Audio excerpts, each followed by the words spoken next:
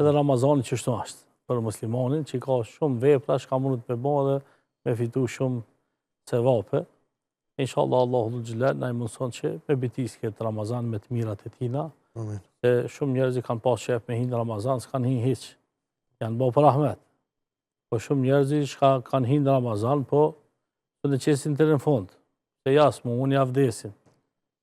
Ato shka e qesin të në fund, elhamdulillah, Allah janë të dashtën, me mush ata hala ma shumë me sevape, inshallah Allahu dhul Gjelal na mush me sevape. Amin. Kjo punë e din që shashtë. Dhe thotë, në kohën e pejgamberit sallallahu alaihi wasallam, një sahabi po i shef ëndër një dy shok.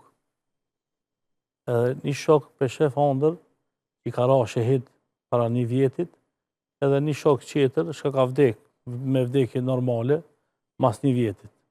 E kish ka vdek me vdekje normale po hinë xhenet para këtina shahidit, edhe u çudit ki. Edhe shkoj te pejgamberi sallallahu alaihi wasallam sabah.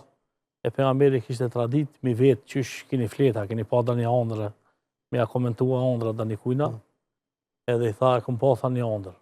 Po, e kum pa filanin shka patra shahid para një vjeti, po edhe filanin shka ka vdek tash. Ama kish shka ka vdek tash hinke në gjenet para atina shahidit.